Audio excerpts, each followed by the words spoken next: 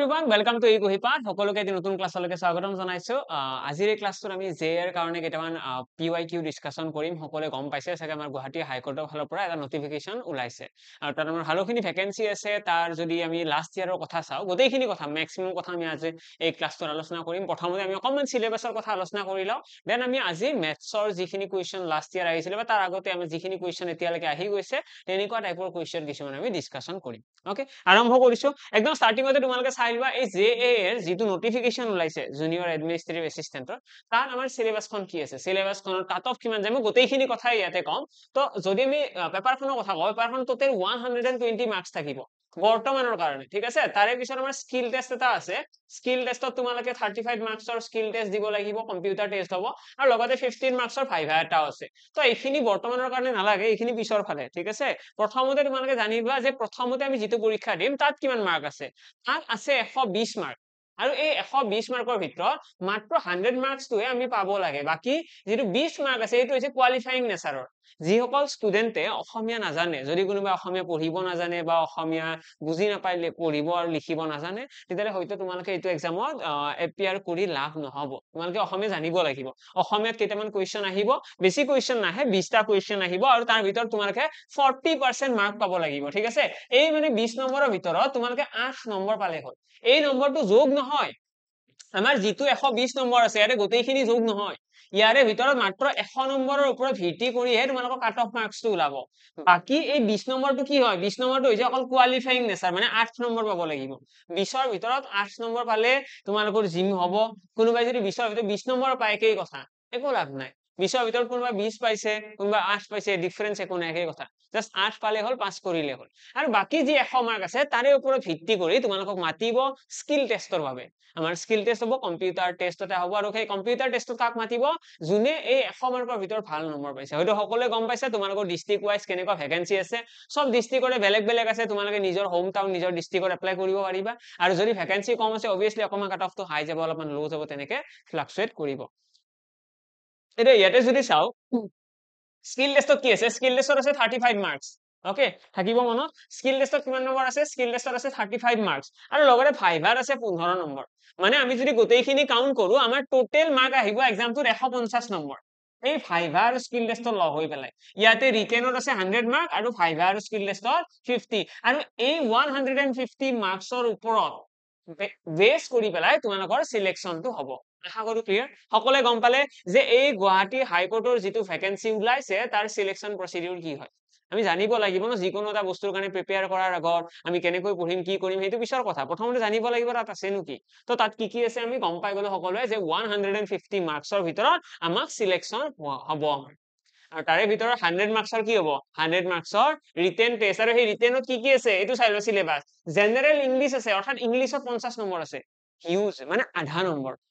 150ৰ ভিতৰত বা 100ৰ ভিতৰত যদি চাও না আধা নম্বৰ 50 নম্বৰ আমাৰ কিহত আছে ইংৰাজীতে আছে তো ইংৰাজীত যাৰ ভাল দখল আছে যদি ইংৰাজী কৰি ভাল পাবে ইংৰাজী ভালদৰে পঢ়া আছে তোমালোকৰ কাৰণে বহুত ভাল খবৰ আৰু যদি কোনোবা ইংৰাজী একদমই নাজানে হয়তো তোমালোকৰ কাৰণে এটো ক্লিয়াৰ কৰাটো ইমান বেছি ইজি নহব তো তোমালোকে ভালদৰে পঢ়িব লাগিব যি কেইদিন হাতৰ সময় আছে বহুত ভালদৰে পঢ়িব লাগিব মেইনলি তোমালোকে ভোকেব ষ্ট্ৰং কৰিব লাগিব বহুতখিনি নলেজ ৰাখিব লাগিব তো ভোকেব খিনি ষ্ট্ৰং ৰাখিলে বেছি আৰু চিন্তা কৰিব লগা নাথাকে তেতিয়ালে তোমালোকৰ ভালোখিনি মাৰ্কস আহি যাব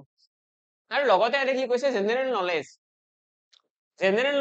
আৰু লগতে কম্পিউটাৰ নলেজ জেনাৰেল নলেজ আৰু কম্পিউটাৰ নলেজ লগ হৈ পেলাই আমাৰ 30 মাৰ্কস আহিব মানে ইয়াতে অকল এনেকুৱা নহয় যে কোনোবা জেনাৰেল নলেজটোৰ ওপৰত বেছিকৈ ফোকাস দিলে হৈ যাব তেনেকুৱা নহয় ঠিক আছে ইয়াতে তোমালোকে জেনাৰেল নলেজত হয়তো জেনাৰেল নলেজত তোমালোকে ফোকাস দিবা দিয়াৰ পিছত তোমালোকৰ কম্পিউটাৰ নলেজৰ কোৱেশ্চন বেছি আহি গল তেনেকুৱাও হয় তেনেকুৱা হৈছে আগতে তো সেইকাৰণে অকল জেনাৰেল নলেজ নহয় তোমালোকে ইয়াতে কম্পিউটাৰৰ নলেজটোৰ ওপৰতো ফোকাস ৰাখিব লাগিব ঠিক আছে কম্পিউটাৰৰ ভালোখিনি কোৱেশ্চন আহে আৰু লগতে জেনাৰেল এপ্টিটিউড বুলি আছে জেনাৰেল এপ্টিটিউডৰ বেছি মাৰ্কস নাই কিন্তু ইয়াতেও 20 মাৰ্কস এটা আছে আৰু এই 20 মাৰ্কসত তোমালোকৰ ম্যাথছ এণ্ড ৰিজনিং দুইটা চেপ্টাৰ আহিব ঠিক আছে ম্যাথছ এণ্ড ৰিজনিংৰ মিক্স আপ কোৱেশ্চন আহে এনেকুৱা নহয় যে জেনাৰেল এপ্টিটিউডৰ অকল ম্যাথছ আহে বা অকল ৰিজনিং আহে দুইটা মিক্স আপ কোৱেশ্চন আহে তো সকলোৱে চাগে গম পালা যে আমাৰ যিখিনি মাৰ্ক আছে এই মাৰ্কখিনি কৰ পৰা কেনেকৈ আহিব মই এবাৰ ভালদৰে লিখি দিছো ইয়াতে আমাৰ এক্সামটো ক্লিয়াৰ কৰিবলৈ প্ৰথমতে আমাৰ থাকিব এটা ৰিটেন টেষ্ট ঠিক আছে আৰু এই ৰিটেন টেষ্টত আমাৰ কি থাকিব ইংলিশত থাকিব 50 নম্বৰ ঠিক আছে আমাৰ এই ৰিটেন টেষ্টটোৰ ইংলিছত মাৰ্ক থাকিব ইংলিছত থাকিব 50 নম্বৰ ওকে তাৰ পিছত জিকে আৰু কম্পিউটাৰ নলেজ জিকে আৰু কম্পিউটাৰ বুলি কৈছে ইয়াতে কম্পিউটাৰ জিকে আৰু কম্পিউটাৰত কিমান থাকিব জিকে আৰু কম্পিউটাৰত 30 নম্বৰ আৰু মেথছ আৰু ৰিজনিঙত লগ হৈ পেলাই আমাৰ কিমান থাকিব 20 নম্বৰ তো এইখিনি হ'ল আমাৰ একদম প্ৰথম প্ৰায়োৰিটি আমি এক্সামটোৰ প্ৰথমতে এইখিনি পঢ়িব লাগে আৰু এইখিনি ভাল মাৰ্কছ উঠাব লাগে বাকি অসমীয়া যিসকলে আমাৰ সৰুৰ পৰা অসমীয়া মিডিয়ামত পঢ়ি আহিছে সিহঁতৰ কাৰণে এই অসমীয়াখিনি বেছি প্ৰব্লেম হ'ব নালাগে অলপমান তোমালোকে গ্ৰামাৰ চাই দিলে তোমালোকে 20ৰ ভিতৰত 8 নম্বৰ এটা পাই যাবা ইয়াতে জাস্ট 8 নম্বৰ পালে হ'ল 8 মাৰ্কছ তোমালোকক লাগে 8 নম্বৰ এটা পালে তোমালোকৰ এইখিনিৰ কাম হৈ গ'ল ঠিক আছে তো তোমালোকৰ এইটো মাৰ্ক বাৰু আহি যাব এইটো তোমালোকে অকমান ব্যাকৰণ পঢ়ি দিলে বা অকমান গ্ৰামাৰৰ কথা তোমালোকে চাই দিলে অসমীয়াৰ এখন বুক আনি পেলাই বা তোমালোকে ইয়াতে ক্লাছ কৰিলেও গম পাই যাবা ইউটিউবত obviously ক্লাছ হ'ব তো ইউটিউবৰ ক্লাছ এটেন্ড কৰিলেও তোমালোকে 8 মাৰ্কছৰ কাৰণে বেছি চিন্তা কৰিব নালাগে বাকি মেইনলি তোমালোকে গুৰুত্ব দিব লগা থাকিব ইংৰাজী জিকে কম্পিউটাৰ আৰু লগতে মেথছ ৰিজনিং obviously মই আশা কৰিছো তোমালোকৰ পৰা যেহেতুকে এক্সামত সিট বহুত কম আছে ভ্যাকেন্সি বহুত বেছি নাই মানে ডিস্ট্ৰিক্ট ওয়াইজ যদি চাব লগা হয় বহুত বেছি ভ্যাকেন্সি নাই তো সেইকাৰণে আমি যদি লাষ্ট ইয়াৰৰ কাট অফৰ কথা কওঁ লাষ্ট ইয়াৰৰ এই ৰিটেন এক্সামটোৰ কাট অফ আছিলে approximately 75 মাৰ্কছটো আছিলে তো টপাৰ একদম ঠিক আছে যিসকল ষ্টুডেণ্টে 75 মাৰ্কছ পাইছিলে সিহঁতে একদম টপ কৰিছিলে মানে সাপোজ নলবাৰী ডিস্ট্ৰিক্টৰ ওলাইছে গুৱাহাটীৰ ওলাইছে বঙাইগাঁও ওলাইছে গোলাঘাট ওলাইছে মই এভাৰেজ কৈছো মই এক্স্যাক্টলি কোৱা নাই তো অকমান ইফাল হ'ব পাৰে +1 -1 কিন্তু বেছিভাগ ডিস্ট্ৰিক্টতে বেছিভাগ জিলাতে কি হৈছিলে 75 মাৰ্কছ যিজন লৰাই পাইছে এই 100ৰ ভিতৰত সেই লৰাজন আছিল 1 নম্বৰত একদম মানে সাপোজ ভ্যাকেন্সি আছিল 10টা সেই 10টাৰ 1 নম্বৰত কোন আছে জেনাৰেলৰ কথা কৈছো এইটো মই জেনাৰেল যিবিলাকৰ ৰিজাৰ্ভেশন আছে সিহঁতৰ অকমান কম গৈছিলে ৰিজাৰ্ভেশনৰ কথাটো বেলেগ বাকি জেনাৰেল আমাৰ আনৰিজাৰ্ভ ক্যাটাগৰী যিখিনি আছে আনৰিজাৰ্ভ ক্যাটাগৰীৰ গৈছিলে 75 মাৰ্কছ মানে যোৱাবাৰ যদি 1 নম্বৰত আছিল আমাৰ আনৰিজাৰ্ভ ক্যাটাগৰী এইবাৰো কি হ'ব approximately ইমানখিনি মানে 75 মাৰ্কছ যদি তোমালোকে কোনোবাই পাই যোৱা তেতিয়াহলে তোমালোকে 1 নম্বৰত নাথাকিলেও হয়তো তোমালোকৰ 5টা ভ্যাকেন্সি আছে 5টা ভ্যাকেন্সি তোমালোকে হয়তো 1 নম্বৰত নাথাকিবও পাৰা কিন্তু তোমালোকে 5 নম্বৰত হলেও যে থাকিবা এইটো সিওৰ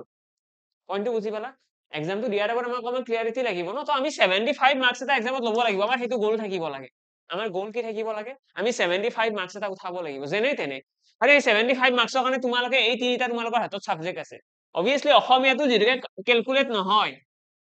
অসমীয়াটো যেনেকৈ কাউন্ট নহয় অসমীয়াটো কাউন্ট নহয় কাৰণে তোমালোকে অসমীয়াটো বহুত বেছি গুৰুত্ব দিও লাভ নাই ইয়াতে যে 8 মাৰ্ক পালে পাছ কৰিবা কিন্তু এটা কথা দেই যদি তোমালোকে ইয়াতে বোলে 100ৰ ভিতৰত 100 পাই গলা কিন্তু ইয়াতে 7 মাৰ্ক পাই গলা তেতিয়া কিন্তু কাম নাই তেতিয়াও কাম নাই ইয়াতে মিনিমাম 8 পাবই লাগিব 8 পালেহে এইখিনি চেক কৰিব হয়নে ওকে তো প্ৰথমতে এইটো গুৰুত্ব দিব লাগিব বহুত বেছিও নালাগে কিন্তু অলপমান গুৰুত্ব দিব লাগিব যাতে ফেল নকৰো এটলিষ্ট 8তকৈ বেছি পাব লাগিব তাৰ পাছত গুৰুত্ব দিব লাগিব এই তিনিটা সাবজেক্ট আৰু ইয়াৰে পৰা ট্ৰাই কৰিব লাগিব 75 মাৰ্কছ আনাৰ যদি 75 মাৰ্কছ আহিছে তোমালোকে অকমান কনফিডেন্ট থাকিব পাৰিবা যে যোৱাবাৰ যেনেকৈ 75 মাৰ্কছ পোৱাজন ৰেংক 1 আছিলে মানে মই কৈছো অকল ৰিটেনৰ কথা দেই এইবিলাক ভাইভা আৰু কম্পিউটাৰ টেষ্টৰ কথা আহা নাই এতিয়ালৈকে ৰিটেনত টপাৰ আছিলে আমাৰ approximately 75 মাৰ্কছ পোৱা লৰাজন তো সেইকাৰণে তোমালোকেও 75 মাৰ্কছ এটা গোল ৰাখি পেলাই কেনেকৈ মাৰ্কটো উঠাবা সেইটো তোমালোকে প্লেনিং বনাব লাগে এটা মোৰ ফালৰ পৰা যদি কওঁ তোমালোকে মেথছ এণ্ড ৰিজনিংটো ইমানে ভালদৰে গুৰুত্ব দিয়াটো বিচাৰো যদি 20 নম্বৰটো অলপ কাট নাখায় কাৰণ জিকেত তোমালোকে দুই এটা কুৱেশ্যন মিস্টেক যাব বা দুই এটা কুৱেশ্যন তোমালোকৰ আউট অফ দা বক্স আহিবই ঠিক আছে সাপোজ জিকে 10টা কুৱেশ্যন এনেকুৱা আহি গ'ল জিকেটা বোলে একদম মানে আমাৰ সিলেবাছত নাই এনেকুৱা অদ্ভুত কুৱেশ্যন আহি গ'ল এতিয়া সেই 10টা কুৱেশ্যন হয়তো তোমালোকে তুক্কা মাৰিলে কি হ'ব কোনোবা এজন লাকি ষ্টুডেন্ট থাকিব যাৰ কাৰেক্ট গুচি যাব তো সেইজনে চাকৰি পাই গ'ল কোনোবা এজন বেড লাকি থাকিব তাৰ নহয় ভুল হৈ গ'ল তো সেইকাৰণে আমাৰ যাতে সেই জিকেৰ সেই 10টা কুৱেশ্যন যদি আমাৰ ভুল হলেও একো প্ৰব্লেম নহয় তাৰ কাৰণে আমি কি কৰিম মেথছ এণ্ড ৰিজনিঙৰ গোটেই মাৰ্কছখিনি উঠাব ট্ৰাই কৰিব লাগে বহুত বেছি টান কুৱেশ্যন নাহে আৰু একদম কমন কুৱেশ্যন বিলাক আহে যদি তোমালোকে ভালদৰে কেইটামান ক্লাছ কৰি দিয়া অবভিয়াছলি তোমালোকে এক্সামত এটা কুৱেশ্যন মিছ নাযায় ওকে লগতে মেইনলি ফোকাস কৰিব লাগিব ইংৰাজীটো কিন্তু বহুত বেছি ফোকাস কৰিব লগা বস্তু কাৰণ ইংৰাজীত ইয়াতে 50 নম্বৰ আছে ইয়াতে যদি কোনোবাই 50 মাৰ্কছৰ ভিতৰত 50 উঠাই দিয়ে সেইজন ল'ৰাৰ কাৰণে চাকৰিটো ইজি হৈ গ'ল ইয়াতে 50 পালে এই দুটা মিলাই পেলাই 25 মাৰ্ক নাহিবনে আৰামছে আহিব তো ইংলিছ আৰু মেথছ এণ্ড ৰিজনিং তোমালোকে ভালদৰে চালেও তোমালোকৰ এক্সামত বহুতখিনি তোমালোকে আগুৱাই যাব পাৰিবা আৰু বাকি জিকে আৰু কম্পিউটাৰ নলেজতো কুৱেশ্যন তোমালোকে ভালোখিনি পাৰিবা মানে এটলিষ্ট তোমালোকে 15টাৰ পৰা 20টা কুৱেশ্যনটো মেক্সিমাম ষ্টুডেণ্টে পাৰিব 15টাৰ পৰা 20টা কুৱেশ্যন মেক্সিমামে পাৰিব আৰু যিসকলে বেছি সিনচিয়াৰলি পঢ়িব ভালদৰে ফোকাস দি পেলাই পঢ়িব সিহঁতেতো 20টাতকৈ বেছি কুৱেশ্যন কাৰেক্ট কৰিব ঠিক আছে ওকে তো এইটো আমাৰ প্লেনিং থাকি গল বাকি তোমালোকে আৰু নিগেটিভ মাৰ্কিঙৰ কথা কওঁ যদি এটা কাৰেক্ট এনসাৰ কৰিলে 1 মাৰ্ক পাবা তোমালোকে আৰু ভুল হলে 1/4 নিগেটিভ মাৰ্কিং আছে মানে 0.25 মাৰ্কস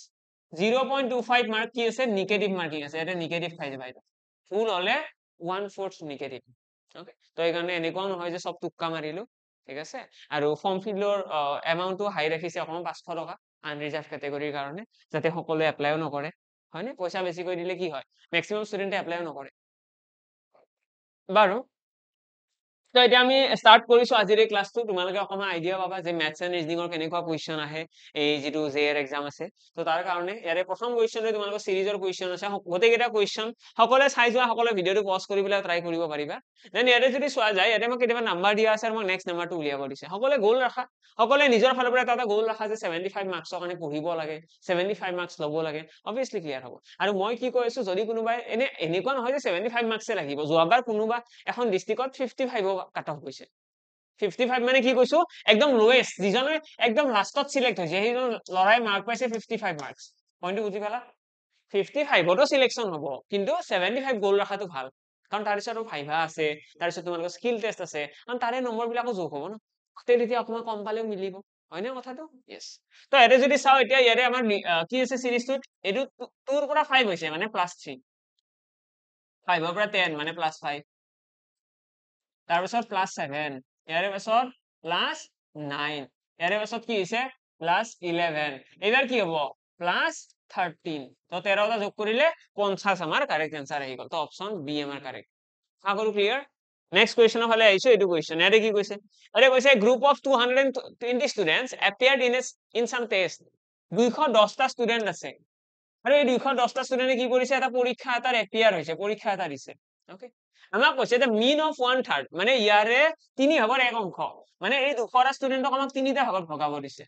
যদি 3টা ভাগত ভগাও কিমানটা কৈ পৰিব 70 জনকৈ পৰিব যদি মই 210 টোক 3 ৰে হৰণ কৰি দিও কিমানকৈ পৰিব 70 কৈ পৰিব মানে এই 70 টা ষ্টুডেন্ট এই 70 টা এই 70 টা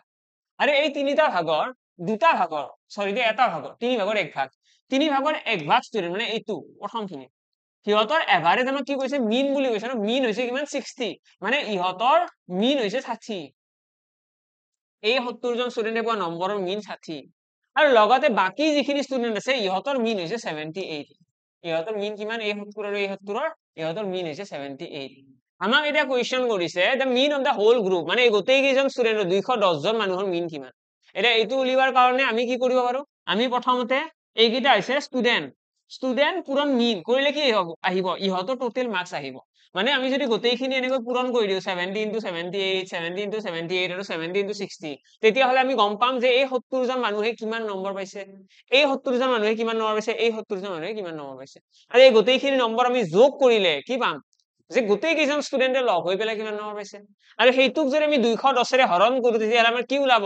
আমাৰ হোল গ্ৰুপটোৰ মানে গোটেই গ্ৰুপটোৰ আমাৰ মিনটো ওলাই যাব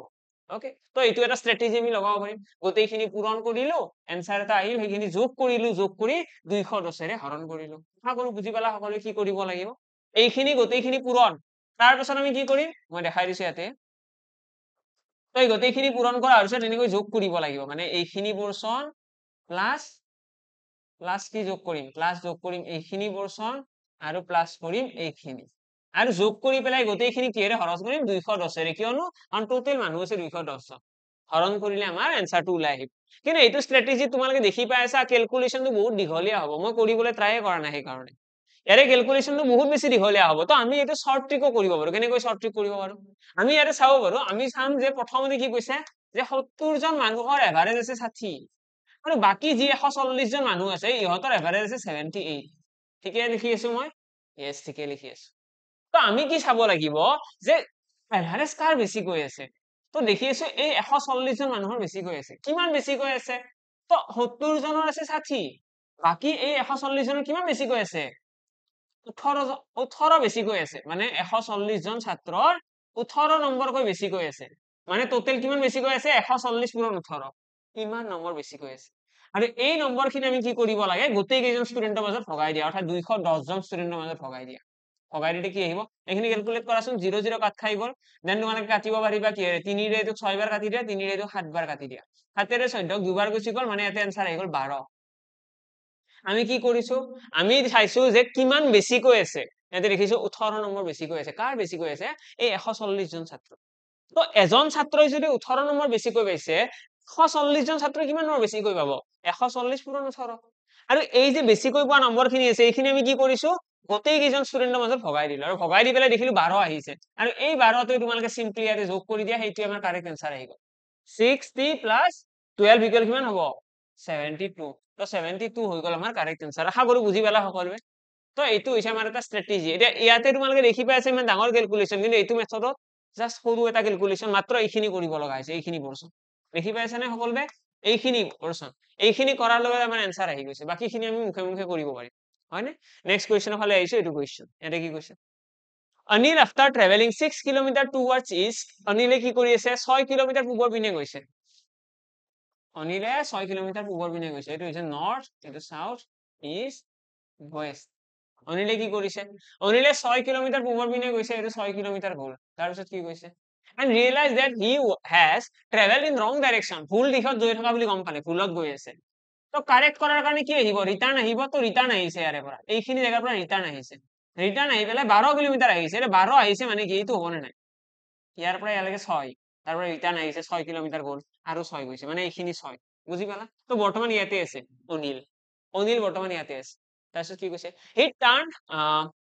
he turned and traveled 12 kilometre towards west পশ্চিমৰ পিনে কিমান আহিছে পশ্চিমৰ পিনে 12 কিলোমিটাৰ আহিছে তাৰপিছত ৰাইট সাইডে টাৰ্ন লৈছে টাৰ্ন ৰাইট সাইডে and traveled 8 কিলোমিটাৰ মানে এইবাৰ সো সাইডে 8 কিলোমিটাৰ যাব এইটো সাইডে 8 কিলোমিটাৰ ৰাইট সাইড মানে ওপৰৰ পিনে হ'ব ন কাৰণ চোৱা বৰ্তমান মানুহজনে মুখ কৰি আছে এইটো দিশত মুখ কৰি থাকিলে ৰাইট সাইড ওপৰত লেফট সাইড তলত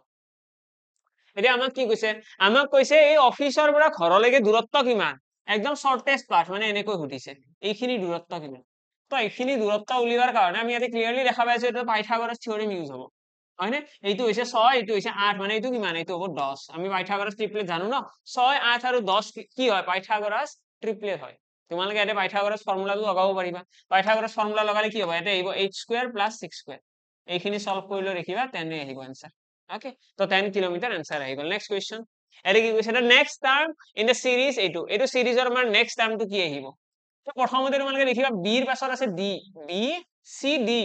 মানে +2 হৈ আছে হ্যাঁ d ৰ পাছত e f মানে ইয়াতেও +2 f ৰ পিছত g h মানে +2 h ৰ পিছত i j হ'ব তো ইয়াতে +2 কৰিলে j আহিব তো j ইয়াৰে কোনটো অপচনত আছে তো দেখি পাই আছে মাত্ৰ অপচন a আছে তো এইটোৱে কাৰেক্ট বেলেগ আৰু কৰিব নালাগে বেলেগ আৰু কৰাৰ প্ৰয়োজন নাই আমি প্ৰথমটো গম পাইছো আৰু বাকি কেইটাত নাই যেতিয়া সেইটোৱে কাৰেক্ট ওকে এটা ইয়াৰে 1 জি আছে এইটো চাগে জে হ'ব পাৰে যদি দুটা অপচনত জে থাকিলহেতেন তেতিয়াহ'লে আমি নেক্সটটো চাব লাগিলহেতেন আমি নেক্সটটো চাব লাগিলহেতেন যে নেক্সটটো কি হ'ব এটা ইয়াতে দেখি পাই আছো 2 আছে তাৰপিছত ইয়াতে 5 হৈ গ'ল তাৰপিছত দেখি পাইছো 12 হৈ গৈছে তাৰপিছত 27 তো এনেকুৱা লাগি আছে 2 আছিলে হঠাৎ বাঢ়ি গৈছে ন হঠাৎ বাঢ়ি গৈছে মানে কিবা পূৰণ হৈ আছে তো 2 ৰ লগত কি পূৰণ কৰিলে 5 আহিব তো 2 ৰ লগত যদি মই 2 এটা পূৰণ কৰি দিও কি হ'ব 2 2 গুণ 4 যোগ 1 কৰিব লাগিব তেতিয়াহে 5 আহিব হয়নে 5 ৰ লগত কি পূৰণ কৰিম 5 2 গুণ 10 যোগ 2 মানে গম পাই গলো একবাৰ পূৰণ 2 যোগ 1 পূৰণ 2 যোগ 2 এবাৰ কি হ'ব পূৰণ 2 যোগ 3 আহিব আহিছে নে 12 2 গুণ 24 25 26 27 এইবাৰ কি আহিব পূৰণ 2 যোগ 4 আহিব তো 27 2 গুণ 54 54 লগত 4 যোগ কৰিলে 58 তো 58 আছে নে নাই ইয়াতে 58 আছে আছে তো হৈ গ'ল আমি এটা দেখি পাই আছো জে আছে 58 আছে এটা অপচনৰে আছে সেইটোৱে কাৰেক্ট নেক্সট কোৱেশ্চন চাই আছো এইটো এটা কি কৈছে পি এণ্ড কিউ আৰ ব্ৰাদাৰ্স পি আৰু কিউ কি হ'ব পি আৰু কিউ হৈছে ভায়েক পি আৰু কিউ ভায়েক তো ভায়েকৰ ড্ৰয়িং বনালো বক্স বনাই দিছো মানে দুজন ল'ৰা R and S R sister R আৰু এছ কি হয় এইটো আৰ এইটো এছ ইহঁত দুজনী ভনী তো এটা সাৰ্কেল বনাই দিলো নেক্সট আমাৰ কি কৈছিলে son of p is brother of s মানে p ৰ যিটো ল'ৰা আছে p ৰ ল'ৰাটো the son of p is brother of s s ৰ ভায়েক তো s ৰ যদি ভায়েক হ'ব লগা হয় son বুলি কৈছে না son মানে কি হ'ব ল'ৰা হ'ব তাৰ ভায়েক s ৰ ভায়েক s কোন হয় s হৈছে ছোৱালী আৰু s ৰ সিস্টাৰ কোন r আছে তো এইখিনি ডায়াগ্ৰাম আমাৰ হৈ গ'ল আমাক কৈছে p ৰ যিটো পুতেক আছে সেইটো s ৰ কি হয় ভায়েক হয় আমাক এটা কোৱেশ্চন কি কৰিছে q is related to r as আমাক কৈছে q এই q মানুহজন r ৰ লগত কেনেকৈ জড়িত হৈছে তো চোৱা r ৰ কাৰণে এইটো ভন্টি আৰু r ৰ কাৰণে এইটো হৈছে ভায়েক ইহঁত ভাই ভনী গোটেই কেইজন আৰু ইহঁতৰ এইটো দেউতাক আৰু দেউতাকৰ এইটো কোন ভায়েক দেউতাকৰ ভায়েকক কি বুলি মাতে আংকেল বুলি মাতে তো আংকেল হৈ গ'ল আমাৰ কাৰেক্ট আনসাৰ আশা কৰো সকলোৰে এনসাৰ আহি আছে খুব ধুনীয়া কুৱেশ্যন হয় গোটেইকেইটাই আগতে আহি যোৱা কুৱেশ্যন আৰু প্ৰতিটো কুৱেশ্যন বহুত ধুনীয়াকৈ গোটেইখিনি এক্সপ্লেইন কৰা আছে আৰু কৈছে party was held in which a grandmother, father, mother, 4 sons, their wives and 1 son and 2 daughters to each of the sons were present. The number of females present in the party. আমাক ইয়াৰে কৈছে এটা party এটা আছে আৰু এই পাৰ্টিটো বহুত কেইজন মানুহ আছে আৰু মানুহ কেইজন আমাক সুধিছে টোটেল নাম্বাৰ অফ ফিমেল কিমান আছে ঠিক আছে ফিমেলস কিমান প্ৰেজেন্ট আছে মহিলা কিমান ইয়াতে প্ৰেজেন্ট আছে তাৰ কাৰণে আমি কি কৰিম তাৰ কাৰণে আমি প্ৰথমতে ইয়াতে চাম আৰে কি কি কৈছে সব প্ৰথমতে কৈছে গ্ৰ্যান্ডমাদাৰ বুলি কৈছে মানে এজনী মহিলা হৈ গল এজনী মহিলা তাৰ পাছত ফাদাৰ কৈছে মানে দেউতাক আছে মানে গ্ৰ্যান্ডমাদাৰৰ লৰা বা ছোৱালী বুলি ধৰা এইটো গ্ৰ্যান্ডমাদাৰ তাৰ লৰা ফাদাৰ মানে কি তাৰ লৰা হ'ব তাৰ ওয়াইফ আছে বুলি কৈছে মাদাৰ আছে মাদাৰ মানে কি মা হৈ গল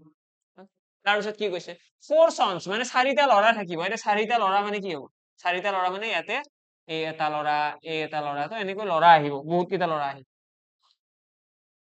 ইয়াতে চাৰিটা লৰা আহিব এনেকৈ ঠিক আছে তো আমি গম পালো প্ৰথমতে গ্ৰ্যান্ডমাদাৰ এজনী মহিলা আৰু মাক বুলি কৈছে মাদাৰ বুলি কৈছে হেতু এগৰাকী মহিলা তাৰ পিছত কি কৈছে চাৰিটা লৰা আছে আৰু দেয়াৰ ওয়াইফস চাৰিজনী ওয়াইফ আছে চাৰিটা লৰা আৰু সিহঁতৰ ওয়াইফ মানে চাৰিজনী মহিলা আৰু হৈ গল হয়নে তাৰ পিছত কি কৈছে এন্ড এই গোটেই কেইজন লৰাৰে এই যে চাৰিজন লৰা আছে এই চাৰিওজন লৰাৰে এটাকৈ লৰা আছে আৰু দুজনীকৈ ছোৱালী আছে মানে 8জনী ছোৱালী হল দুজনীকৈ ছোৱালী হলে 8জনী ছোৱালী হ'ব চাৰিজন লৰা আৰু দুজনীকৈ ছোৱালী 8জনী ছোৱালী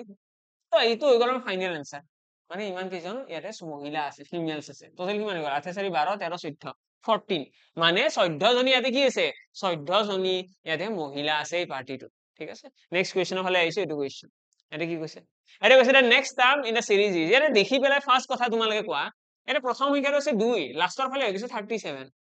যোগ হৈ পেলাই ইমান বাঢ়িব জানো যোগ হৈ কেতিয়াও ইমান স্পিডত নাবাঢ়ে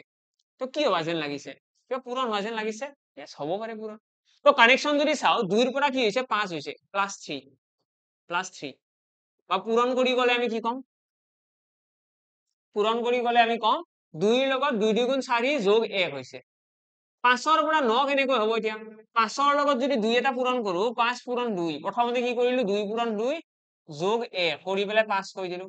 5 ৰ লগত 2 পূৰণ কৰিলে 10 আহে মানে -1 কৰিব লাগিব তেতিয়াহে 9 আহিব তাৰপিছত 9 ৰ লগত কি পূৰণ কৰিম 9 ৰ লগতো 2 পূৰণ কৰিলো +1 মানে গম পাই গলো আমি এবাৰ কি হৈছে পূৰণ 2 হৈছে গোটেই কেইটা সংখ্যাৰ লগত কিন্তু এবাৰ কি হ'ব এবাৰ যোগ 1 হ'ব এবাৰ বিয়োগ 1 মানে এবাৰ কি হ'ব 19 * 2 বিয়োগ 1 19 2 গুণ 39 39 হৈ গল তাৰ 37 ৰ লগত 2 পূৰণ কৰি এবাৰ কি হ'ব যোগ নে বিয়োগ এবাৰ যোগ হ'ব কিয়নো +1 -1 +1 -1 এনেকুৱা প্যাটাৰ্ন চলি আছে 39 2 গুণ 60 70 72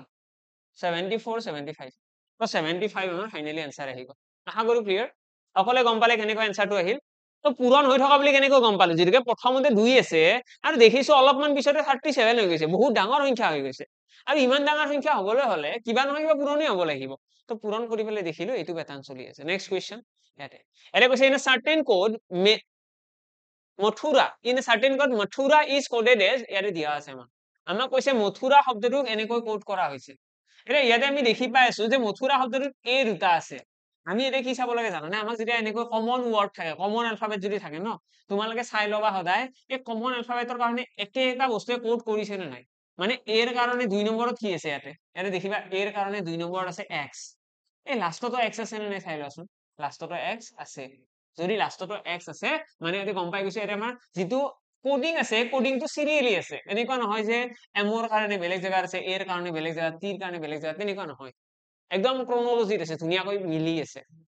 নেক্সট আমি কি চাম আমাক যেটো উলিয়াব দিছে হোটেলস উলিয়াব দিছে ইয়াৰে আৰু ইয়াৰে এলফাবেট কিবা কমন আছে নে তো দেখিবা ইয়াতে h আছে ইয়াতেও h আছে তাৰ পিছত ইয়াতে t আছে ইয়াতেও t আছে মানে কি কমন আছে e আছে নেকি কমন নাই l আছে নেকি l নাই s নাই o নাই মানে মাত্ৰ দুটা শব্দ কমন আছে তো তোমালোকে প্ৰথমতে চাই লোৱা h ৰ কাৰণে কি কোড আছে h ৰ কাৰণে 4 নম্বৰত থাকিব অৰ্থাৎ e h ৰ কাৰণে আছে e আৰু t ৰ কাৰণে কি আছে t ৰ কাৰণে আছে q তো e আৰু q আছে কিহৰ কাৰণে h আৰু t ৰ কাৰণে তো তোমালোকে ইয়াতে বিচৰাচোন মানে বিচৰা h মানে কি e থকা কোনটো আছে অপচন e থকা অপচন আছে অপচন b আৰু অপচন d তাৰে পিছত t ৰ কাৰণে কি হ'ব t ৰ কাৰণে আহিব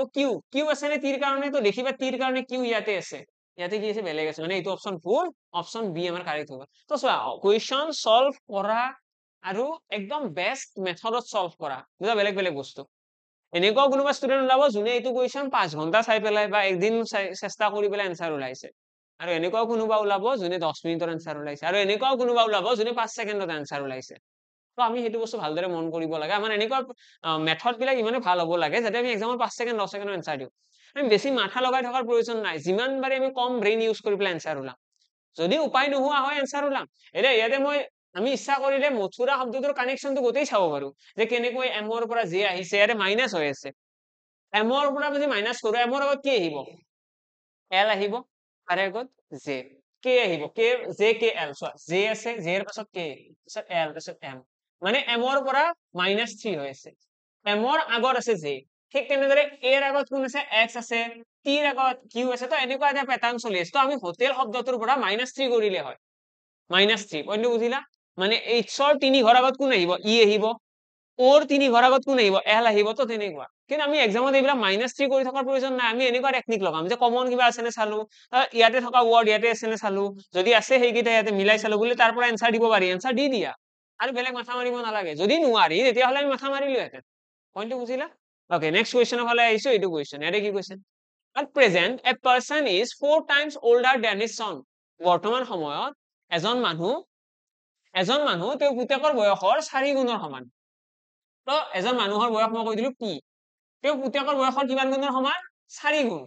4 গুণ চাবাৰে ইয়াতে কি কৈছে at present person is 4 times older than his son মানে 4 গুণ বেছি বয়সস্থ কথাটো এনেকুৱা যে পুতেকৰ বয়স যদি s হয় পুতেকৰ বয়সৰ সমান নহয় দেউতাকৰ বয়স 4 গুণ বেছি মানে 4s পইণ্টটো বুজি পালা পুতেকৰ বয়সৰ লগত 4 গুণ তাৰ বয়সৰ 4 গুণ যোগ কৰিলেহে দেউতাকৰ বয়সৰ সমান হ'ব মানে আলটিমেটলি আমি ইয়াতে 5s লিখিব পাৰো ঠিক আছে মই 5s এই কাৰণে লিখা নাই যাতে বুজিবলৈ তোমালোকৰ ইজি হয় নেক্সট কি কৈছে 15 years older than his wife next কৈছে and 15 years older than his wife আৰু লগতে কৈছে p যোনটো দেউতাক আছে দেউতাকজন কি হয় তেওঁৰ ওয়াইফতকৈ 15 বছৰ বেছি বয়সৰ মানে ওয়াইফৰ লগত 15 বছৰ যোগ কৰিলেহে দেউতাকৰ বয়সৰ সমান হ'ব লগতে আমাক কি কৈছে after 3 years the age of son will be 15 years মানে পুতেকৰ বয়স 3 বছৰ পাছত 15 বছৰ হ'ব 3 বছৰ পিছতহে 15 বছৰ আজি কিমান হ'ব যদি 3 বছৰ পিছত 15 হয় বৰ্তমান বয়স আমি 12 বছৰ বুলি নকম জানো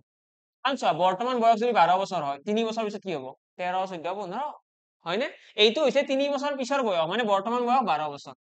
যদি পুতেকৰ বয়সটো গম পায়ে যাও তেতিয়াহ'লে আমি ইয়াতে লিখিব পাৰিম নে দেউতাকৰ বয়স কিমান হ'ব 5s 5s মানে কি s ৰ জায়গাত বহাই দিয়া পুতেকৰ বয়স 12 বছৰ পূৰণ 12 অৰ্থাৎ 60 বছৰ তো দেউতাকৰ বয়স আমি গম পাই গলো 60 বছৰ যদি দেউতাকৰ বয়স 60 বছৰ হয় আমাক কি কৈছে আমাক কৈছে মাকৰ বয়স উলিওৱা তো মাকৰ বয়স হ'ব কিমান মাকৰ বয়স চোৱা দেউতাকৰ বয়স যদি 60 বছৰ মাকৰ বয়স কিমান হ'ব এইটো ইয়াৰ পৰা ক্যালকুলেট কৰা মাকৰ বয়স সমান কি হ'ব দেউতাকৰ বয়স বিয়োগ 15 বছৰ তো কৰালে মাকৰ বয়স আহি গ'ল 45 ইয়াৰ্স ঠিক আছে মাকৰ বয়স কিমান বছৰ 45 বছৰ কিন্তু আমাক উলিয়াব কি দিছে আমাক কৈছে ওয়াইফৰ বয়স উলিওৱা কিন্তু 5 বছৰ পিছত মানে বৰ্তমান বয়স উলিয়াব দিয়া নাই ওয়াইফৰ এই যেটো 45 বছৰ আছে এইটো হৈছে ওয়াইফৰ বৰ্তমান এজ আমাক উলিয়াব দিছে 5 বছৰ পিছত তো 5 বছৰ পিছত ওয়াইফৰ এজ কিমান হ'ব 50 years correct answer okay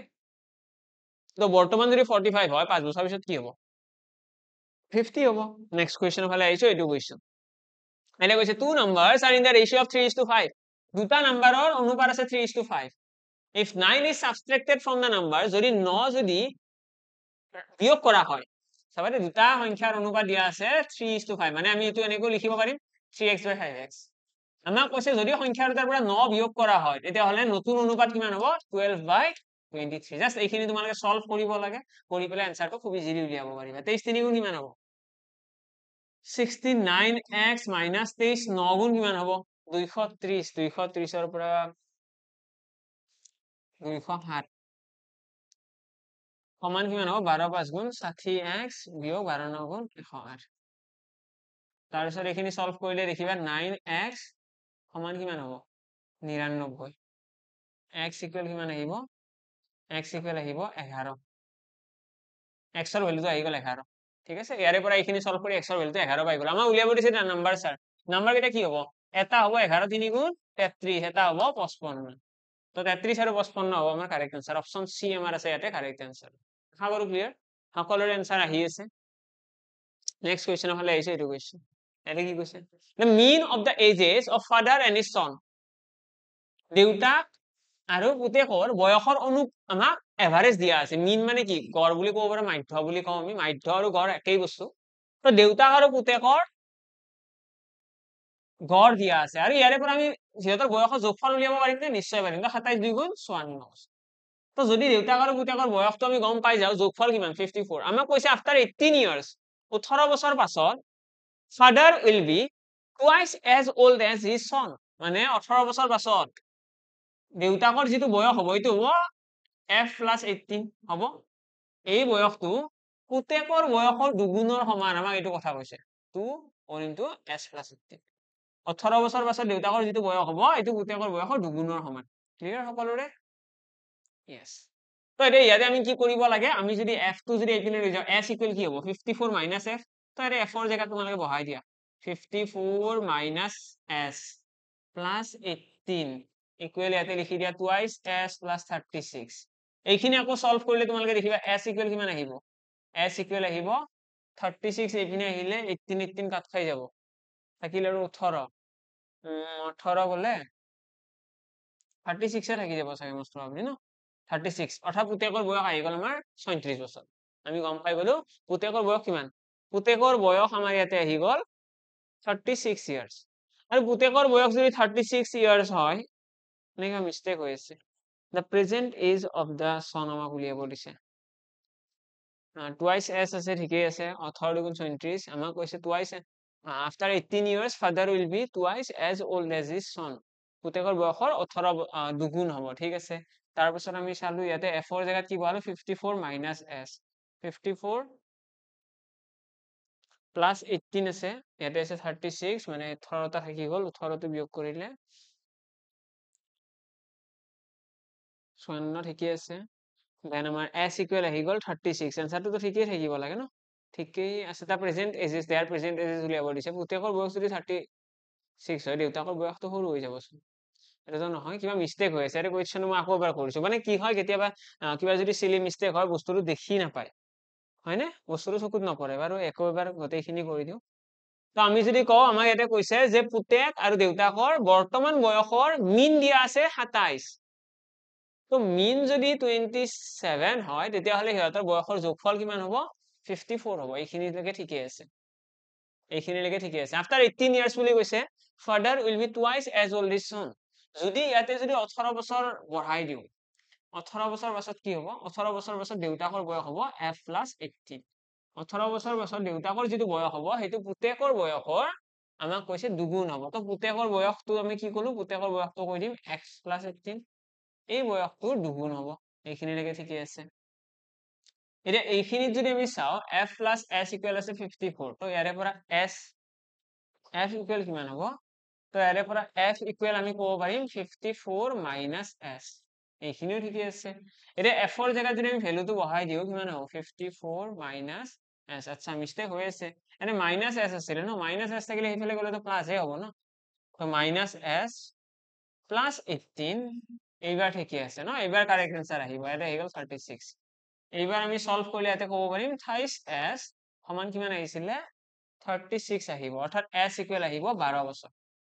s equal 12 years হয়নে কেতিয়াবা কি হয় বস্তুটো এইবিলাক খেলিমেলি হৈ যায় কি হৈছিল ইয়াতে মই s টো ইপিনে নিবলৈ বিয়োগ কৰি আছিলো বিয়োগ কৰাৰ প্ৰয়োজন নাই তো প্লাস হৈ যাব twice s plus s thrice s তো ইয়াৰ পৰা s ইকুৱেল আহি গ'ল 12 বছৰ মানে দেউতাকৰ পুতেকৰ বয়স আমি গম পাই গলো 12 বছৰ আৰু পুতেকৰ বয়স ইয়াতে কোন 12 বছৰ আছে এটাতে আছে অপচন এ কাৰেক্ট আৰু কৰিবই নালাগে কৰিবও পাৰা পুতেকৰ বয়স যদি 12 বছৰ হয় দুয়োৰে লগ হৈ পেলাই কিমান লগ হৈ পেলাই 54 দেউতাকৰ বয়স কিমান হ'ব f equal 54 minus -12 that's it তো লগে লগে তোমালোকৰ এনসাৰটো ইয়াতে ওলাই আহিব কিমান আহিব 40 থাকিব ন 42 আমাৰ কারেক্ট আনসার আহিব ঠিক আছে 42 plus 42 and 12 years হৈ গ'ল ইহঁতৰ কাৰেক্ট এজ নেক্সট কোৱেশ্চনৰ ফালে আহিছো এইটো কোৱেশ্চন এৰে কি কৈছে এৰে কৈছে one writes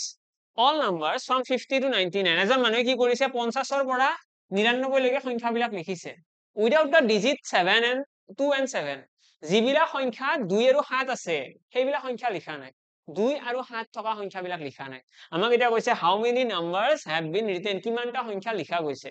তো ফাৰ্ষ্ট কথাটো হৈছে যেতিয়া আমি 50 ৰ পৰা লিখিম 50 ৰ পৰা যেতিয়া 99 লৈকে লিখিম আমি কিমানটা সংখ্যা লিখিম 50 ৰ পৰা 99 লৈকে আমি লিখিলে আমি টোটেল 50টা সংখ্যা লিখিব পাৰো হয় 50টা সংখ্যা ইয়াতে থাকে ওকে এতিয়া 50টা সংখ্যাৰ ভিতৰত আমি ক'ত ক'ত দুই অংকটো লিখোনো দুই অংকটো কোনকেইটা সংখ্যাত লিখো এটা হৈছে 52 এটা হৈছে 62 তো এনেকৈ আমাৰ বহুতকেইটা সংখ্যা আছে না য'ত দুই লিখো 62 72 82 92 এইকেইটা সংখ্যাৰ আমি কি লিখো দুই লিখো ঠিক তেনেদৰে আমি কি লিখো 57 67 77 87 97 তো এইকেইটা সংখ্যাৰ 7 লিখো আমাক কৈছে যে অংক 2 আৰু 7 থকা সংখ্যা কেইটা লিখিব নোৱাৰো চোৱা 50টা টোটেল সংখ্যা আছে তাৰে 5টা সংখ্যা 2 আছে আৰু 5টা সংখ্যাৰ 7 আছে মানে 10টা সংখ্যা আমি লিখিব নোৱাৰো তো এৰে পৰা 10টা সংখ্যা বিয়োগ কৰি দিয়া -10 কিমানটা থাকি গ'ল 40টা থাকি গ'ল এইটো এনসাৰ হয়নে নহয় আমি যদি চাও ন আমি 70ও লিখো ন 70টোও লিখিব নোৱাৰো নহয় 70টোও লিখিব নোৱাৰো কাৰণ ইয়াতেও 7 আছে 71 লিখিব নোৱাৰো 73 লিখিব নোৱাৰো 74 লিখিব নোৱাৰো 75 লিখিব নোৱাৰো 76 নোৱাৰো 77 নোৱাৰো 78 নোৱাৰো 79 নোৱাৰো আৰু আছে নে নাই ইয়াতে 77 টো মই নিলিখিলেও হ'ব কিয় মই ইয়াতে 72 লিখা নাই ন কিয় তাৰ কাৰণটো এইটো চোৱা ইয়াতে 72 অলৰেডি লিখা আছে তো এটা আমি গোটেইকেইটা সংখ্যা লিখিলো য'ত 7 আৰু 2 পোৱা যায় 1 2 3 4 5 6 7 8 9 10 11 12 13 14 15 16 17 18 মানে 18টা এনেকুৱা সংখ্যা আছে য'ত 2 আৰু 7 পোৱা যায় এটা 77 টো তোমালোকে দুবাৰ কাউন্ট নকৰিবা কাৰণ এইটো অলৰেডি আমি এলিমিনেট কৰিয়ে দিছো হয়নে ইয়াতে 7 দুটা আছে ঠিক তেনেদৰে তোমালোকে 72 টো দুবাৰ কাউন্ট নকৰিবা তো আমি কি কৰিব লাগিব এডিশনালি ইয়াৰ পৰা আৰু 8টা বিয়োগ কৰিব লাগিব মানে 32টা এনেকুৱা সংখ্যা আছে যিকেইটা সংখ্যা 2 আৰু 7 ব্যৱহাৰ নহয় 2 আৰু 7 ব্যৱহাৰ হোৱা সংখ্যা কেইটা কোনকেইটা এইকেইটা সংখ্যা 2 আৰু 7 আমাৰ ব্যৱহাৰ হয় নেক্সট কোৱেশ্চনৰ ফালে আহিছো এইটো কোৱেশ্চন এৰে কি কৈছে in A post office stamps of 3 different denominations of rupees 7 8 and 10 are available the exact amount for which one cannot buy the stamps আমাক কৈছে এটা পোষ্ট অফিস এটা আছে পোষ্ট অফিসত তিনিটা ধৰণৰ স্ট্যাম্প আছে এটা আছে 7 টকীয়া স্ট্যাম্প এটা আছে 8 টকীয়া স্ট্যাম্প আৰু এটা আছে 10 টকীয়া স্ট্যাম্প এতিয়া এই তিনিটা স্ট্যাম্প যদি আমি কিনিব বিচাৰো তেতিয়াহলে ইয়াৰে কোন কেইটা পইচাৰে কিনিব নোৱাৰো এতিয়া মই যদি চাও মই 20 টকাৰে কিনিব পাৰিম নে 20 টকাৰে মই পাৰিম ন 10 টকীয়া দুটা স্ট্যাম্প কিনিব পাৰিম হয় 10 টকীয়া দুটা স্ট্যাম্প কিনিলে হৈ গ'ল 20 টকাৰে তো 20 টকাৰে পাৰিম 23 টকাৰে পাৰিম নে 23 টকাৰে কোৱাচোন 23 টকাৰে পাৰিম নে পাৰিম 7 8 15 15 লগত কি যোগ কৰিলে 23 হ'ব 8 মানে 8 টকীয়া টিকট দুটা লম 8 টকীয়া যোগ 8 টকীয়া যোগ 7 টকীয়া হৈ গ'ল 23 টকা বুজি পালা 29 টকা বুলি ক'লে কি হ'ব 29 টকা বুলি ক'লে এই গোটেইকেইটা যোগ কি হ'ব 8 যোগ 7 15 15 তাৰপিছত আৰু কি হ'ব 7 3 গুণ 21 আচ্ছা এটোও কৰিব পাৰা 7 টকীয়া টিকট দুটা তিনিটা কিনি দিয়া 7 টকীয়া টিকট তিনিটা 7 যোগ 7 যোগ 7 21 টকা খৰচ হ'ল এটা 8 টকীয়া টিকট হৈ গ'ল এটা 8 টকীয়া টিকট 7 3 গুণ 21 আৰু 21 ৰ লগত 8 যোগ কৰিলে 29 টকা মানে এই তিনিটা পইচাৰে আমি টিকট কিনিব পাৰিম কিন্তু 19 টকাৰে আমি এটাও টিকট কিনিব নোৱাৰো এটাও নোৱাৰো মানে কি যদি মই 7 টকীয়া কিনো তেতিয়াহলে 7 2 গুণ 14 দুটা কিনিলে 8 টকীয়া কিনিলে 8 2 গুণ 16 মানে 19 টকাৰে আমি পারফেক্টলি আমাক কৈছে এক্সাক্ট এমাউন্ট বুলি কৈছে ন আমি এক্স্যাক্টলি টিকট কিনিব নোৱাৰো আমাৰ পইচা হাতত ৰৈ যাব বা আমাৰ বাকি হ'ব ঠিক আছে হয়তো পইচা ৰৈ যাব হাতত নহলে আমি ধাৰ কৰিব লাগিব আমি এক্স্যাক্টলি সেই 19 টকাৰে টিকট কিনিব নোৱাৰো ঠিক আছে বুজি পালা নেক্সট কোৱেশ্চনৰ ফালে আহিছো এইটো কোৱেশ্চন এৰে কি কৈছে এৰে কৈছে a person has to buy both apples and mangoes এজন মানুহে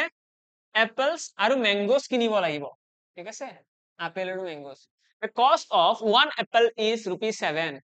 এটা আপেলৰ মূল্য হৈছে 7 টকা whereas one mango is 5 মানে চোৱা এপল এটাৰ দাম আমাক দিয়া আছে 7 টকা mango এটাৰ দাম দিয়া আছে 5 টকা আমাক কৈছে if the person has ₹38 এজন মানুহৰ যদি 38 টকা আছে তেতিয়াহলে the number of apples he can buy কিমানটা আপেল কিনিব পাৰিব আপেল কিমানটা কিনিব পাৰিব তাৰ কাৰণে প্ৰথমতে আমি চাব লাগিব যে আপেল এটাৰ দাম কিমান আপেল এটাৰ দাম 7 টকা 7 টকা কৈ যদি আপেল কিনিব বিচাৰে 7 ৰে এইটো হৰণ কৰি দিয়াচোন ইয়াতে দেখিম 7 5 গুণ 35 মানে 5টা আপেল কিনিব পাৰিব আৰু 3 টকা এটা ৰৈ যাব কিন্তু ইয়াতে আমাক শৰ্ত এটা দিছিলে যে a person has to buy both apples and mangoes মানে এজন মানুহে এপলো কিনিব লাগিব আৰু মেংগো কিনিব লাগিব এনেকুৱা নহয় যে অকল এপল কিনলা মেংগো নিকিনলা তেনেকুৱা কৰিলে নহয় তো আমি কি কৰিব পাৰো আমি কি কৰিলো আমি চাৰিটা এপল কিনিলো চাৰিটা যদি এপল কিনো কি হ'ব 7 4 গুণ 28 টকা হ'ব 28 টকা হ'ল তাৰে পিছত কি কৰিলো দুটা আমি মেংগো কিনিলো 10 টকা হ'ল বুজি পালা আমি যদি চাৰিটা আপেল কিনো 28 টকা হ'ব আৰু দুটা যদি আম কিনো 10 টকা হ'ব 28 ৰৈ কিমান টকা 39 টকা মানে আমি পাৰিম নে নাই আমি কিমানটা আপেল কিনিব পাৰিম চাৰিটা আপেল কিনিব পাৰিম আমাক এনেকুৱা কোনো কোৱা নাই যে এটা আপেল কিনিলে এটা আম কিনিব লাগিব তেনেকুৱা কোৱা নাই আমাক কেৱল কৈছে আপেলো কিনিব লাগিব আমো কিনিব লাগিব তো আমি কি কৰিছো প্ৰথমতে আপেল কিনিছো যিমান বেছিকৈ পাৰি আপেল যদি আমি 5টা কিনি দিওঁ 7 5 গুণ 35 টকা হৈ যাব 7 5 গুণ 35 টকা আৰু তেতিয়া আমাৰ হাতত ৰৈ যাব মাত্ৰ 3 টকা আৰু 3 টকাৰে আমি আম পাম জানো কিনিব আম নাপাও আমৰ দাম 5 টকা তো সেইকাৰণে মই কি কৈছো 5টা আপেল নালাগে আপেল কমাই দিয়া আপেল 4টা কিনি লোৱা এইবিলাক ঘৰত আমি কৰিয়ে থাকো আমি যেতিয়া বজাৰত কিবা কিনিব যাওঁ আমি কিনিব যাই দেখিলো যে বস্তুৰ দাম বহু বেছিতে কি কৰো সেই বস্তুটো অলপমান কমাই দিওঁ দি পেলাই বেলেগ বস্তু কিনি লওঁ ইয়াতো তেনেকুৱা 5টা আপেল কিনিলে আমাৰ পইচা নিমিলে তো আমি কি কৰিছো এটা আপেল কমাই দিলো 4টা আপেল কিনিলে 28 টকা যাব 10 টকা ৰল সেই 10 টকাৰে দুটা আম কিনিছো মানে আলটিমেটলি আমি কি কম 4টা আপেল কিনিব পাৰিম কিমানটা আপেল পাৰিম 4টা আপেল পাৰিম ওকে 5টা আপেল নোৱাৰো কাৰণ আম কিনিব লাগিব ন আৰু নেক্সট এইটো কুৱেশ্যনত কি কৈছে in a certain cricket tournament 45 matches were played এখন ক্ৰিকেট টুৰ্ণামেণ্ট এখন আছে তাতে 45খন মেটচ হৈছে 45খন খেল হৈছে each team played once against each of the other team মানে এটা টিমে এবাৰে আন এটা টিমৰ সৈতে খেলিছে যেনেকৈ তোমালোকে ইণ্টাৰনেশ্যনেল ক্ৰিকেট মেটচ যিসকলে চোৱা তোমালোকে গম পাবা আমাৰ ক্ৰিকেট ৱৰ্ল্ড কাপ বিলাকত কি হয় সব নকআউট মেটচ নকআউট মানে কি এখন ক্ৰিকেটত সাপোজ ইণ্ডিয়াৰ অষ্ট্ৰেলিয়া খেলা আছে আজি যদি ইণ্ডিয়া হাৰিছে তেতিয়াহ'লে ইণ্ডিয়া আৰু অষ্ট্ৰেলিয়া খেলিব নাপায় আৰু খতম আৰু নেক্সট যদি বোলে ইণ্ডিয়া অলৰেডি কোৱালিফাই কৰিছে ছেমিফাইনেল পাইছে ছেমিফাইনেল খেলিব হ'ব তেতিয়া বেলেগ কথা কিন্তু এনেই মানে এটা টিমৰ লগত এবাৰে খেলা থাকে ছেমিফাইনেল আৰু ফাইনেলক বাদ দি পেলাই হয় নে কিন্তু আমাৰ IPL কথাটো অলপ বেলেগ আমাৰ ইণ্ডিয়ান ক্ৰিকেট ইণ্ডিয়াৰ প্ৰিমিয়াৰ লিগ যোনখন আছে সেইখনৰ কথাটো কি হয় তাত কোনোবা এটা টিমে কোনোবা এটা টিমৰ এগেইনষ্ট দুবাৰ খেলে কেতিয়াবা ঠিক আছে আজি বোলে চেন্নাই আৰু মুম্বাইৰ খেলা আছে তো এনেকুৱা হ'ব পাৰে আৰু 2 সপ্তাহ পিছত আৰু চেন্নাই আৰু মুম্বাইৰ খেলা আছে তেনেকুৱা হয় কিন্তু ইন জেনেৰেল ৰাউণ্ড ৰবিন বুলি কয় চাগে মষ্ট প্ৰবাবলি ৰাউণ্ড ৰবিন টেকনিক বুলি কয় তো সেইটো টেকনিকত কি হয় এটা টিমে আন এটা টিমৰ এগেইনষ্টে এবাৰে ক্ৰিকেট খেলি ওকে ক্ৰিকেট বুলি নহয় যিকোনো হ'ব পাৰে এতিয়া কি কৈছে আমাক এতিয়া 45খন মেটচ খেলিছে আৰু এটা টিমে এটা টিমৰ এগেইনষ্টে মাত্ৰ এবাৰে খেলিব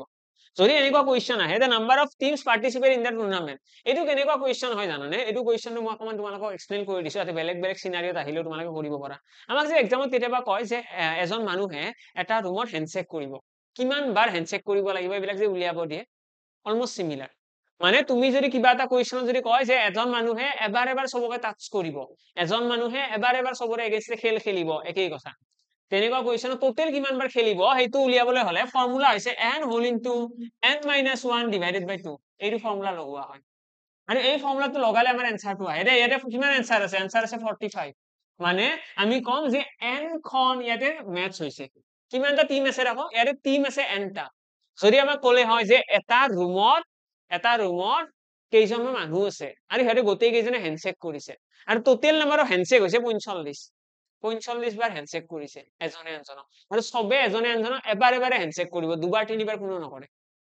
হয় এবাৰ কৰিলে হৈ গ'ল আৰু দুবাৰ তিনিবাৰ কি কৰিব তো যদি তেনেকুৱা হয় তেতিয়াহ'লে কিমানজন মানুহ আছে এইবিলাক কুৱেশ্যন আমাক কৰে ন কৰিলেও আমি এইটো ফৰ্মুলাই লগাব পাৰিম যে n whole into n-1 divided by 2 equal কি হ'ব যিমান বাৰ হেণ্ডশেক কৰিছে আৰু n মানে কি n মানে হৈছে কিমানটা মানুহ আছে এতিয়া এইখিনি সলভ কৰিলে কি দেখিবা এতিয়া তোমালোকে দেখিবা n হোল ইনটু n-1 ইয়াতে আহিব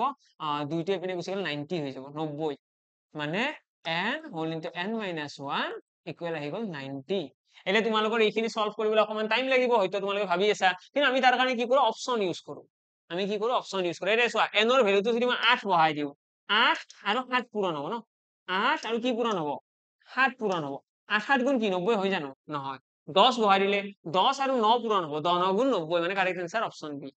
12 বহালে 12 পূৰণ 11 হ'ব যদি তোমালোকে এইটো কোৱাড্ৰেটিক ইকুৱেশ্যনৰ ফালে লৈ যোৱা তেতিয়াও এনসাৰ আহিব যদি মই এইটো লিখি দিওঁ n square minus n minus 90 equal 0 তাৰপিছত মই এইটো সলভ কৰিবলৈ গ'লো n স্কয়াৰ মাইনাস কিমান আহিব 30 3 গুণ 90 30 তো নহয় 45 90 আমি কি মানে 15 6 গুণ 90 আৰু কিহেৰে কাটিব পাৰিম বাৰু মই ভাঙি দিছো 3 গুণ 3 3 গুণ 9 9 10 গুণ 90 2 আছে আৰু 5 আছে 3 3 গুণ 9 2 গুণ 18 18 5 গুণ 90 ঠিকে আছে না 5 3 15 3 গুণ 40 2 গুণ 90 ঠিকে আছে তো এটা যদি চাও 5 3 15 3 2 গুণ 6 3 3 গুণ 9 5 2 গুণ 10 ঠিক আছে তো আমি ইয়াতে কি ক'ব পাৰিম 10n minus plus 9n minus 90 equal 0 ইয়াৰে পৰা কমন লৈ দিয়া n minus 10 plus 9 কমন লৈ দিয়া n minus 10 equal 0 তাৰপিছত এইখিনি আকৌ ওপৰত মই লিখিছো n plus 9 এটা হ'ব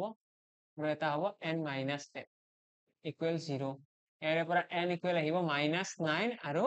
10 তো আমাৰ যেনেকৈ পজিটিভ ভ্যালু আহিব লাগে তো 10 টো এনসাৰ হ'ব তো এনেকৈ তোমালোকে কৰিব পাৰিলাহেঁতেন কিন্তু এইটো তোমালোকে দেখিছানে কিমান বেছি এইটো কোৱাড্ৰেটিক ইকুৱেশ্যন সলভ কৰিব লগা হৈছে আমি এনেকৈ ব্ৰেকডাউন কৰিব লগা হৈছে বহুতখিনি কাম ইয়াতে আহি গ'ল তো এইবিলাক কৰাৰ প্ৰয়োজন নাই অপচন কেইটা অকমান চাবা অপচন কেইটা ইউজ কৰা আছে যিহেতু অপচন ইউজ কৰি পেলাই এনসাৰটো দিব পাৰিবা নেক্সট কুৱেশ্যন হলে আহিছো এইটো কুৱেশ্যন এৰে কি কৈছে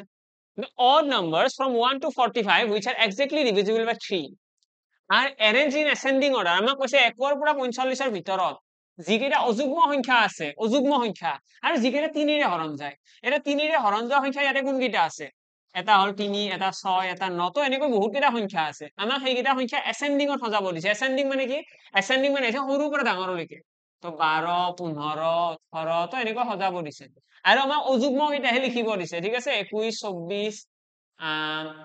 27 30 তো এনেকৈ ঠিক আছে আমাক এনেকৈ লিখিব দিছে আৰু অযুগ্ম কেইটা লিখিব দিছে আমি এতিয়া মই কি কৰিছো 3 ৰে হৰণ যোৱা সংখ্যা কোনকেইটা এইকেইটা নহয় জানো হয় আৰু ইয়াতে তোমালোকে দেখিবা 12 হৈছে এটা যুগ্ম সংখ্যা 18 হৈছে এটা যুগ্ম সংখ্যা 24 যুগ্ম সংখ্যা 30 যুগ্ম সংখ্যা এইকেইটা লিখিব পাৰিম নে নোৱাৰো এইকেইটা কাটি দিয়া এইকেইটাৰ কাম নাই এইকেইটা লিখিব নোৱাৰা ঠিক আছে আমাক এতিয়া উলিয়াব দিছে এসেন্ডিং অৰ্ডাৰত সজাব দিছে তাৰপিছত কৈছে এটা নাম্বাৰ এট 6 পজিশন 6 নম্বৰ পজিশনত থকা নাম্বাৰ কোনটো তো 6 নম্বৰত কোন আছে 1 2 3 এইটো লম জানো নোৱাৰো 1 2 3 4 এইটো হ'ব 5 এইটো হ'ব 6 হ'ব 27 পইণ্টটো বুজি পালা তো 27 আমাৰ ইয়াতে নাই নেকি অপচনত 6 পজিশনত কিবা মিস্টেক হৈছে নেকি মোৰ আমাক কি ল'ব দিছে এক্স্যাক্টলি ডিভিজন অড নাম্বাৰস ফ্ৰম ইমান অড নাম্বাৰস বুলিতো কৈছে অড নাম্বাৰস বুলি ক'লে আমাৰ ইয়াতে ক্লিয়াৰলি 36 তো নহয় বাৰু 36 তো এটা যুগ্ম সংখ্যা 24 এটা যুগ্ম সংখ্যা 18 এটা যুগ্ম সংখ্যা 33 হ'ব পাৰে এতিয়া 33 ৰ কাৰণে তো যায়ে পোৱা নাই 33 লৈকে আমাক 6 নম্বৰ উলিয়াব দিছে আমাৰ চাগে এইটো এৰেঞ্জ ইন এসেন্ডিং অৰ্ডাৰ সজাব দিছিলে এইটো চাগে ডিসেন্ডিং অৰ এনসাৰ দিলে ডিসেন্ডিং অৰ হ'ব নেকি এনসাৰটো এবাৰ কৰি চাই লৈছো দেই গোটেইখিনি মই এবাৰ লিখি দিছো তো আমি যদি ইয়াতে যদি গোটেইবিলাক নাম্বাৰ লিখিবলৈ যাওঁ 9 আহিব তাৰপিছত 312 3 5 গুণ 15 18 3 7 গুণ 21 3 8 গুণ 24 3 9 গুণ 27 3 9 গুণ 30 নাহে দেন 33 আহিব 36 নাহে 39 আহিব 39 ৰ পিছত 42 তো নাহিব 42 নাহে 45 আহিব তো এইকেইটা হৈছে আমাৰ নাম্বাৰ আমাক কি কৈছে নে 1 2 আচ্ছা ইয়াতে মিস্টেক হৈ আছে ঠিকে আছে এইটো চোৱা 6 টো আমি ল'ব নোৱাৰো ন 6 টো যুগ্ম সংখ্যা চোন 6 টো যুগ্ম সংখ্যা আমি ইয়াতে ল'ব পাৰিম অকল 3 9 15 21 27 তো এনেকৈ ল'ব পাৰিম 33 তো ল'লে আমাৰ ইয়াতে কাৰেক্ট আনসাৰ কোনটো আছে 6 নম্বৰ 33 আছে ঠিকে আছে তো এটা অপচন আমাৰ ঠিকে আছে আৰু ইয়াতে আমি অপচন চাই পেলাই এনসাৰ দিব পাৰিলোহেঁতেন ন কাৰণ অপচনত বাকি গোটেইকেইটা যুগ্ম সংখ্যা আছে এটাই মাত্ৰ যুগ্ম সংখ্যা আছে আৰু আমাক তো অড নাম্বাৰ উলিয়াব দিছে ন তো আমি অপচন চাই পেলাই 33 ক'ব পাৰিলোহেঁতেন নেক্সট কুৱেশ্যনৰ ফালে আহিছো এইটো কুৱেশ্যন ইয়াতে কি কৈছে if the radius of a circle is increase by 50% যদি এটা চাৰ্কুলাৰ ৰেডিয়াছ যদি 50% বঢ়োৱা হয় এটা চাৰ্কেল এটা আছে চাৰ্কেলটোৰ কি কৰা কথা কৈছে ইয়াৰে যিটো ৰেডিয়াছ আছে r সেইটো 50% এটা বঢ়াই দিব তো আমি 50% বঢ়ালে আমাৰ পেৰিমিটাৰত কি এফেক্ট কৰিব তো পেৰিমিটাৰত এফেক্ট তুলিবৰ কাৰণে তোমালোকে জানিব লাগিব পেৰিমিটাৰৰ ফৰ্মুলা কি তো পেৰিমিটাৰৰ ফৰ্মুলা কি আছে টুৱাইস পাই r মনত ৰাখিবা আমি যেতিয়া কোনোবা এটা বস্তু এটাৰ কিবা ইনক্ৰিজ কৰা বুলি এনেকুৱা মেনচুৰেশ্যনৰ কুৱেশ্যন কালি ক্ষেত্ৰফল আয়তন সাৰফেস এৰিয়া তো তেনেকুৱা ধৰণৰ বস্তু যেতিয়া দিলে আমি ফৰ্মুলাটো গুৰুত্ব দিব লাগে আৰু চাব লাগে আজি কিবা এটা বস্তু পূৰণ হৈ আছে নেকি মানে আমাক যিটো বাঢ়ি যোৱা বুলি কৈছে এইটো বাঢ়িছে ন ৰেডিয়াছ এইটো বস্তু ইয়াতে বেলেগ সংখ্যাৰ লগত পূৰণ হৈ আছে নেকি ইয়াতে দেখিবা আছে পূৰণ হয় কিহৰ লগত আছে 2 আৰু পাইৰ লগত আছে এই দুটা কনস্ট্যান্ট বস্তু কনস্ট্যান্ট মানে কি যাৰ ভ্যালু আমি অলৰেডি জানো যেনেকৈ 2 ৰ ভ্যালু আমি 2 বুলিয়ে জানো পাই মানে কি পাই মানে 7/22 এইটো তোমালোকৰ কোনোটো প্ৰশ্ন চেঞ্জ নহয় এইটো এনেকুৱা নহয় যে কোনোবা এটা প্ৰশ্ন 7/22 লিখিছো কোনোবা এটা প্ৰশ্ন 5 লিখিম 7 লিখিম তেনেকুৱা নহয় এইটো 7/22 প্ৰতিটো প্ৰশ্ন তো এনেকুৱা বস্তুবিলাকক কনষ্টেন্ট বুলি কয় কনষ্টেন্ট বস্তু থাকিলে একো প্ৰব্লেম নাই কিন্তু যদি কনষ্টেন্টৰ বাহিৰে বেলেগ থাকে তেতিয়াহ'লে প্ৰব্লেম আহিব এতিয়া ইয়াতে অকল ৰেডিয়াছ এটাই আছে মানে যদি ৰেডিয়াছ 50% বাঢ়িছে মানে তাৰ কি হ'ব তাৰ পেৰিমিটাৰো 50% বাঢ়িব কিন্তু যদি আমাক ইয়াতে ক'লে হয় যে ৰেডিয়াছ 50% বঢ়োৱা হৈছে কিন্তু এৰিয়াৰ ওপৰত কি এফেক্ট কৰিব তো এৰিয়া বুলি ক'লে ফৰ্মুলা কি এৰিয়াৰ ফৰ্মুলা হৈছে পাই আৰ স্কয়াৰ ইয়াতে তোমালোকে দেখিবা ইয়াতে কিবা পূৰণ হৈ আছে নে আছে কি পূৰণ হৈ আছে ইয়াতে এটা পাই আছে আৰু লগতে আৰ দুটা আছে আৰ স্কয়াৰ মানে কি আৰ দুটা এটা পাইটোৰ কাৰণে একো প্ৰব্লেম নাই পাইটো কি হয় পাইটো হৈছে এটা কনষ্টেন্ট 7/22 কিন্তু আৰ দুটা আছে ন তো দুটা আছে মানে এই 50%ক আমি দুবাৰ লিখিব লাগিব আমি লিখিব লাগিব প্ৰথমতে 100ৰ পৰা 150 হ'ব মানে আগতে যদি 100 আছিলে 50 বাঢ়িব আৰু এবাৰ 100ৰ পৰা 150 দুবাৰ কিয় লিখিলো মই কাৰণ আৰ দুটা আছে যদি ইয়াতে আৰ তিনিটা থাকিলেহেঁতেন তাৰপৰা আৰু এটা আৰ আছে আৰু এবাৰ লিখিব লাগিলেহেঁতেন পইণ্টটো বুজি পালা আৰু লিখি পেলাই ইয়াতে তোমালোকে দেখিবা এইটো কটাকটি কৰিলে 50 3 গুণ